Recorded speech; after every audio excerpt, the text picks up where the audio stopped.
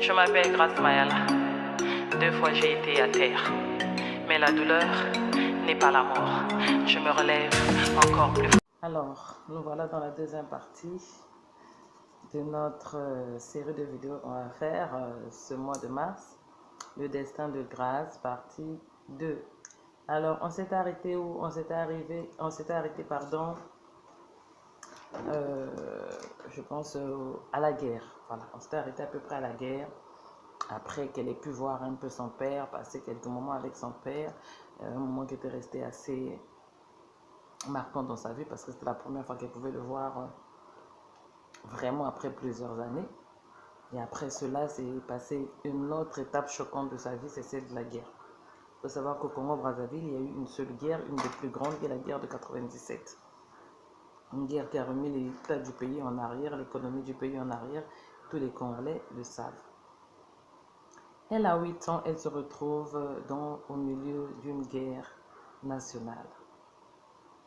Avec sa grand-mère, parce qu'elle n'a plus sa mère. Donc avec sa grand-mère et puis son oncle, le fameux oncle, qui ensemble ils vont pouvoir fuir la guerre. Malheureusement, l'oncle, ou bien heureusement, l'oncle étant averti de ce qui se passait, parce que c'était quelqu'un qui était dans le côté de la politique, donc il savait que le pays devait être bousculé, donc il s'était assuré de se mettre de l'autre côté, parce qu'il faut savoir que pendant la guerre de 97, le pays était divisé en deux, le côté nordiste et le côté sudiste, et le côté nordiste, ils avaient un peu plus la protection, c'est-à-dire ça bousculait, mais bon, là-bas, ils n'avaient pas vraiment eu le besoin de se déplacer tant que ça. Le côté qui était le plus touché, c'était le côté des adversaires, donc le côté du sud, d'où nous on venait. Bon, sur ce coup-là, je me souviens que l'oncle avait bien annoncé à grand-mère qu'il devait avoir un bousculement dans le pays et qu'il fallait sortir du pays le plus vite possible. Non, pas du pays, sortir du côté sudiste le plus rapidement possible pour se retrouver du côté nord. Parce que le côté sud allait être frappé. Mais vous connaissez les grandes mères, comment ça se passe. Oui, demain, après-demain, donne-nous le temps. Et les hommes politiques, vous savez que c'est des hommes spirituels avertis, aguerris, c'est des soldats. Donc ce dernier fait le voyage en premier. Nous laissons le rejoindre le lendemain. Malheureusement, le lendemain, lorsque on voulut le rejoindre, les frontières étaient fermées. Les gens de la zone B du sud ne pouvaient pas traverser du côté nord. Les gens de la zone nord ne pouvaient pas traverser du côté sud. Voilà comment, grâce à ses cousins, c'est-à-dire les enfants de cet oncle-là, et la grand-mère se retrouvèrent à replier à ce qu'on peut appeler les villages, les zones ruraux. Et dans ce tumulte-là, elle a assisté, cette petite fille de 8 ans, a assisté à ce qu'on peut appeler un exode rural, le déplacement des populations de la ville vers les villages. Donc imaginez une grande foule de personnes traumatisées, des personnes pleurant, parce que pendant ce voyage, il y a des gens que la guerre a trouvé à l'église, d'autres a trouvé à l'hôpital, d'autres a trouvé au marché. Donc les familles n'étaient pas réunies, les familles n'étaient pas ensemble. Donc c'était des cris par-ci, par-là. Tu pouvais entendre les lamentations de tout le monde. Et quand on est dans une embuscade aussi grande que celle-là, où la vie est en danger et que tout le monde est en train de penser à la survie, surtout quand tu n'es pas avec tous les membres de ta famille, vous pouvez voir le traumatisme que ça peut faire. Il y avait des adultes qui pleuraient, alors imaginez une petite fille de 8 ans. Les adultes qui pleuraient, il y avait des gens, par exemple, ça s'est arrivé, les soldats sont arrivés dans leur parcelle et ont tiré et puis ils ont obligé de fuir pendant que l'enfant était à l'école, pendant que le mari était au travail. Il y a des autres, ça s'est arrivé tel que moi dans mon cas. Nous étions déjà en déplacement, le pays bousculait un peu, mais bon, c'était des petits bousculements, des petits coups de feu, des petits trucs qui nous permettaient toujours de continuer à marcher, à aller au marché, à rendre visite à nos parents. Mais ce jour-là où ça a vraiment capoté, où il était question de replier beaucoup plus loin dans les zones rurales, ce qu'on appelle les villages, mais on n'était pas à la maison. Donc moi et ma soeur aînée, je me souviendrai, nous étions allés rendre visite à une de ses amies. Et c'est là-bas que ça nous a trouvés. Au retour, on se rend compte que tout le quartier est vide, la maison est vide, toute la famille est partie. Et voilà comme deux sœurs rebelles qui reviennent de, comment je peux dire, qui reviennent de la promenade et viennent trouver aucun membre de la famille à la maison et ne savent pas qu'est-ce qui s'est passé, quel chemin prendre. On remarquait juste le chant des oiseaux, pas de chien à l'horizon, pas de poule à l'horizon, un quartier complètement vide et sec. Alors imaginez un enfant de 8 ans, elle ne comprend pas trop ce qui se passe. Et la grande sœur essaye de faire de son mieux, la rattrapant. Et nous avons commencé la route comme ça, suivant les autres, demandant les quelques retardataires comme nous qui étaient encore là, parce que certaines personnes se cachaient, certaines étaient au marché. Quand elles reviennent, tout le quartier est vide. Donc on n'était pas les seuls retardataires, mais c'est vrai qu'on faisait partie des retardataires. Le quartier, les ruelles, les avenues, tout était vide, pas un chat à l'horizon. Voilà comment ma sœur me prit la main et nous commençâmes à marcher. Marcher, je crois nous marchions peut-être 2, 3 heures avant de pouvoir retrouver notre famille. Donc dans la foule de toutes ces personnes qui marchaient, on rencontrait certaines personnes qu'on connaissait et qui nous disaient qu'on a vu la grand-mère, on a vu les autres membres de la famille qui sont partis dans telle direction, dans telle direction. Et Dieu faisant grâce, à un moment donné, après quelques heures de marche, nous finîmes par retrouver la grand-mère et les cousins, donc les fils de mon oncle. Et là, au moins, on devenait rassuré parce que notre famille était au complet. Par contre, à côté de nous, on avait des gens qui avaient des familles qui n'étaient pas au complet. Donc, c'était des cris et des cris. Chacun pleurait de ce qu'il a perdu. Chacun pleurait de sa maison, de tous les biens matériels qu'il avait laissés en arrière. Et d'autres qui étaient aussi au complet. Mais comme le pays s'attirait de gauche et à droite, on pouvait voir des balles perdues, tomber au milieu de certaines personnes et tu es là, tu marches avec ton voisin de côté, tu ne vois pas, il tombe par terre et puis tu vois sa mère qui se met à pleurer, son père, son frère, sa soeur. C'est choquant et traumatisant pour une fille de 8 ans. Et oui, c'est ça que grâce a vécu.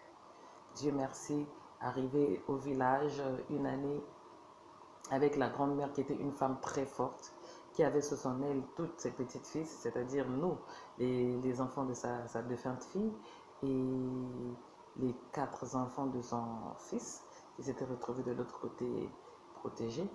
Et nous avons fait près d'une année et demie dans les zones rurales. Ça tirait quand même, mais ce n'était pas la même intensité que dans la ville, dans la capitale où se passait la guerre. Mais quoique certains rebelles étaient dans les villages, dans les zones rurales, pour essayer de traumatiser certains villageois. Voilà, parce que les gens étaient apeurés, les gens étaient traumatisés. Donc voilà, mais c'était beaucoup plus calme qu'en ville. Et Dieu a fait grâce, ma famille à moi était sortie indemne, c'est-à-dire le nombre de personnes que nous étions rentrés en guerre, nous étions tous sortis vivants. Nous n'avons perdu aucun des membres de ma famille. Là où beaucoup avaient perdu plein de membres, d'autres familles sont sorties avec un ressortissant alors qu'ils étaient à 10. D'autres familles sont ressorties avec 2 ressortissants alors qu'ils étaient à 8. Et c'était très douloureux. Mais Dieu avait fait grâce que nous sortîmes de là. À part une anecdote, une grande diarrhée que grâce fit pendant cette période de guerre qui, pour moi, était la fin de ma vie. La fin de ma vie, je me voyais mourir. Voilà, c'était même pas une diarrhée, c'était du liquide qui coulait sur moi tellement. Et je voyais ma vie partir, mais Dieu merci, je n'étais pas partie. Une fois de plus encore, je crois que la grâce de Dieu devait être sur moi. Je crois que la marque des élus était sur moi. Voilà les épreuves par lesquelles passent les élus. Les élus, c'est toujours des combats depuis l'enfance, des choses à n'en point finir, des difficultés, des trucs voilà, des trucs qu'on se poserait la question, mais pourquoi? Pourquoi? J'aurais pu être épargné de ça aussi. Voilà, Dieu fait grâce. Une année plus tard, une année et demie plus tard, nous ressortons de là. Le pays rentre dans une sécession de pause. On se retrouve, voilà, en famille. Et cet oncle-là vient nous récupérer au centre des émigrés, c'est-à-dire des ressortissants de la guerre. Et il finit par nous retrouver et puis nous emmener dans la ville voisine, la capitale voisine qu'on appelle Pointe-Noire, où je réside actuellement. Parce que après toutes ces années, je ne sais pas pourquoi, mais je l'ai choisi comme ma vie. Mais ma famille, elle est à Brazzaville, d'où l'on vient. Et après cela, on est resté là quelques années. Voilà, fallait me faire oublier le passé. ce dernier, mon oncle, avait quand même les moyens parce qu'il faut savoir que tout le temps de la guerre, les 2 ans que nous avons fait dans les zones rurales, dans le village, lui, il s'était retrouvé bloqué du côté nord où la vie continue quand même, non, on ne dirait pas normalement, mais c'était pas les mêmes pressions de coups de feu que nous. Donc, il avait quand même pu avoir de l'épargne, monter en stature, en société. Et nous sortîmes de là pour se retrouver dans la capitale économique. Et après ça, on se retrouva dans l'Afrique de l'Ouest, au Burkina Faso précisément. Parce que je me souviens, à l'époque, mon oncle, il avait comme meilleur ami le capitaine, le pilote, pardon, de l'avion Air Afrique, qui était le seul vol qui faisait un peu toute l'Afrique à l'époque, dans les années 98-99. Et voilà comment nous nous retrouvâmes au Burkina Faso, parce que l'un des pilotes était burkinabé. Et voilà, grâce, elle a fait 5 ans au Burkina Faso et elle rentra, elle avait 13 ans. Donc à l'âge de 3 ans, Grace rentre dans son pays, le Congo, de nouveau, pour passer à la deuxième saison de sa vie. Et quand elle revient à 13 ans au Congo, elle rend visite à son père, une petite visite. Non, elle voulait rendre visite à son père, mais on n'avait pas donné le droit de rendre visite à son père. Mais là, la petite, elle a grandi, elle a 13 ans, elle sait s'exprimer, elle sait parler. C'était plus difficile de lui fermer la bouche, c'était plus facile de pouvoir la contrôler. Et ce jour-là, lors d'un dîner, tout capota. À quelques semaines, qui venait à peine de rentrer de l'Afrique de l'Ouest, la petite ressentait l'envie, la pression de voir son père biologique. Et là, pendant un dîner, tout le monde mangeait, tout ça, l'éclat sorti. Son oncle vit en elle vraiment le besoin de pouvoir voir son père, essaya de bloquer ça, essaya de trouver des réponses, des choses, mais la petite, elle était décidée. Décidée, même si elle n'exprimait pas ça verbalement, mais ça se voyait que cet enfant ne se sentait plus à sa place ici. Et voilà comment il décida de pouvoir l'envoyer en vacances voir son père. Et voilà comment Grace vit son père pour la deuxième fois, après près de 7 ans sans se voir, âgée de 13 ans.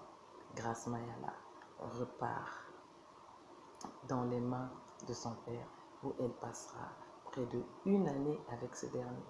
Arriveront-ils à pouvoir vivre ensemble après toutes ces années? Arrivera-t-elle à ressentir l'affection paternelle?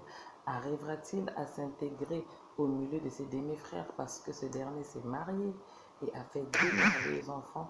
Arrivera-t-il à trouver sa place de grande sœur, sa place aussi de fille aînée, sa place de fille légitime aussi de cette famille? Quoique elle n'était pas la fille du mariage, vous voyez, et c'était là la deuxième ou la troisième épreuve à laquelle Grace devait encore faire face. Sa belle famille. Non, je ne dirais pas sa belle famille, mais je dirais sa belle-mère, ses demi-frères et son père. Mais elle ne les considérait pas comme les demi-frères parce qu'elle les aimait beaucoup. N'oubliez pas que du côté de Grace, elle était la dernière fille du côté maternel. Donc chez son père, elle se retrouvait à être l'aînée. Une occasion pour elle de se sentir importante, une occasion pour elle de diriger, une occasion pour elle d'éduquer, une occasion pour elle de se sentir importante auprès des petits frères à enseigner. Là où de l'autre côté, tu ne peux pas enseigner, c'est toi qui es enseigné.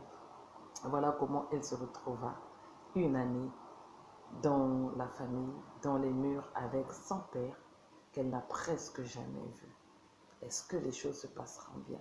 Est-ce que ce père va pouvoir faire l'équitabilité entre les enfants? Est-ce que cette belle-mère va pouvoir accepter Grace comme il faut? Est-ce que Grace sera intégrée? Est-ce qu'elle va se sentir à sa place où elle verra que malgré les tentatives de vouloir retrouver son père, ce cocon familial, elle n'avait plus sa place et que retourner auprès de son oncle serait la seule solution? Ça, on le verra dans la troisième partie du destin de Grace. Donc, à bientôt pour la troisième partie du destin de Grace.